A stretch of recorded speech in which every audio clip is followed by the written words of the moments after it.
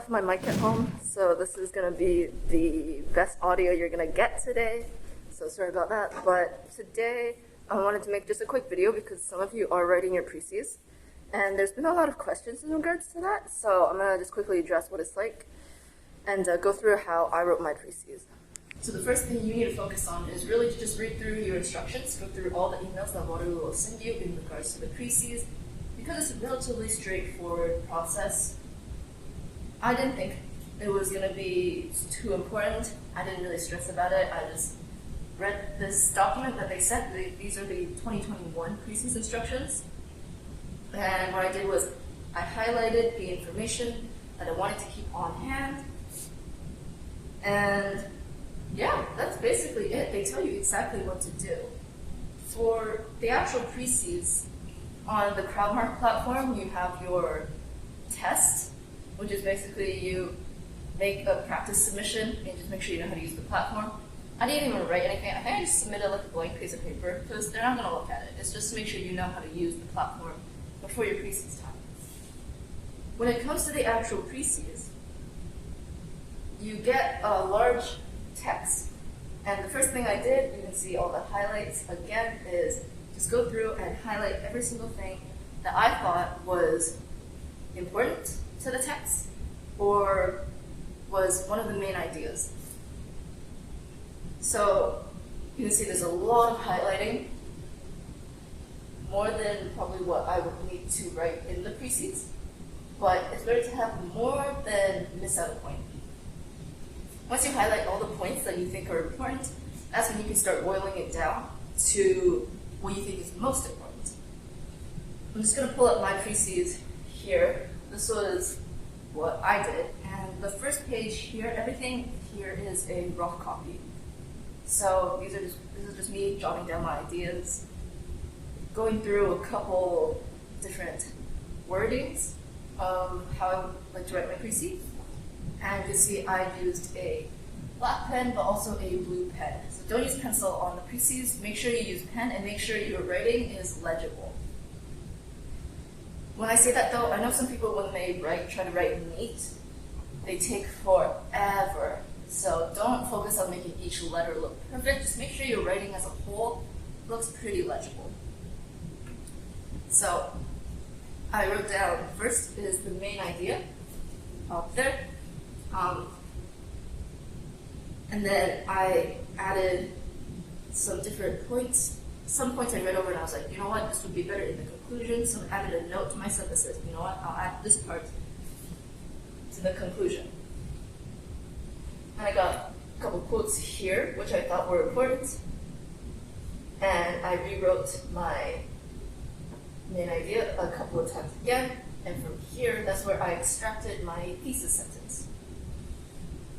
This entire rough page is crucial to writing your Precis. If you just go for it and just write one version, you're probably not going to do a great job at conveying the main idea of the text. And that's what a Precis is. It's a general summarization of the single most important essence or main idea of the text. So once I have come up with my rough thesis sentence, I began to write my final Precis. And at the top in blue, you can see I wrote final Precis thesis is underlined. You need to make sure they know what part is your thesis. So you can underline it in a different color, such as I did. You can draw a box around it. You can just write an arrow, point to it, and say thesis. So whatever is clear and doesn't distract from what you're writing. So what I mean by that is don't have 20 highlighter colors. Don't draw little squiggles everywhere. Make sure it's nice, neat, clean, easy to read. So you need your title, and then you need your thesis. Then you write the rest of your text here and have a one-sentence summary. One sentence doesn't mean it has to be a short sentence. You see, my sentence here is actually pretty big. And then in the end, they do ask you to declare that you wrote your Precis on your own, without any help, any outside help, and please, academic integrity, that's important. and you just sign it off, and that's about it.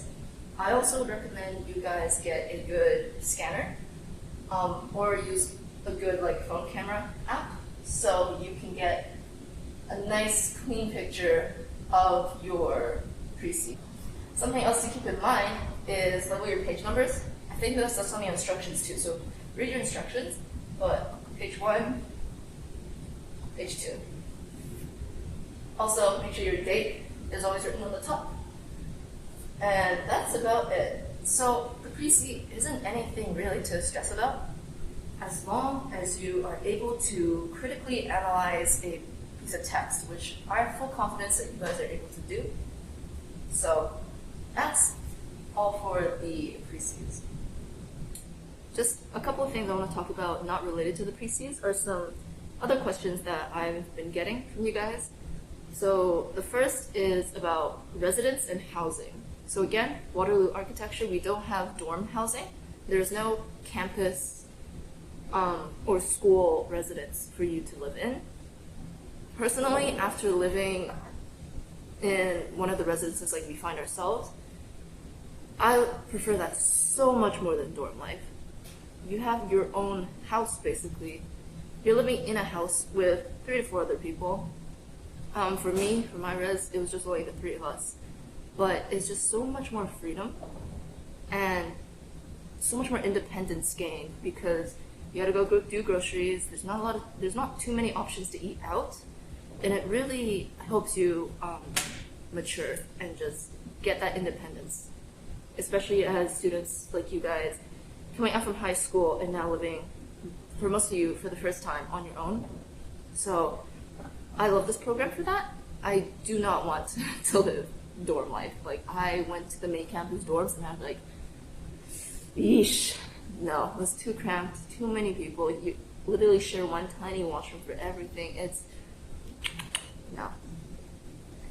So in regards to residence though, because you have to look for your own independent housing, there are different listings in Cambridge which are only rented out to students, like the house that I'm living in and will live in for my next term is only leased out to architecture students. So if you're able to find listings like that, go for it. But I do want to caution you guys that the current residence situation for those who end up coming into this program this year is y'all need to find housing fast. Don't wait. As soon as you get your acceptance, go find the other people in your program. I think it took us a week to just find everyone and make an Instagram chat, which was relatively quick actually.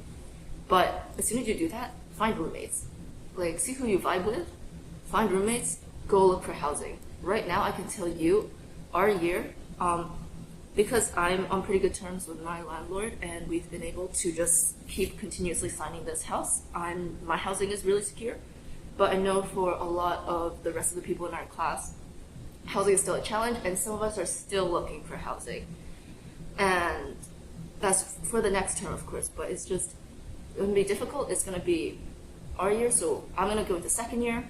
You guys are coming into first year, and then we'll have the third years too. So it's 3 different cohorts, all looking for housing in Cambridge, which is a pretty small town. So as soon as you get your acceptance, start looking for housing. Don't wait. The second thing I wanted to talk about was people look at my videos and they see the things I did for my portfolios, like the UBC one and the Waterloo one. And they ask me, hey, isn't university supposed to teach me all this?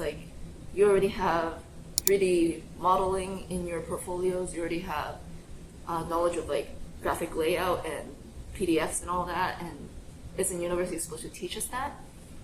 What I want to say is, during your application, it's a competition. You want to do everything you can to get yourself into the game.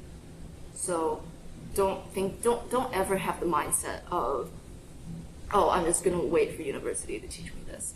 The only thing that applies to is architecture itself. So that's why we say don't put architecture in your portfolio, because that's what you're going to be learning.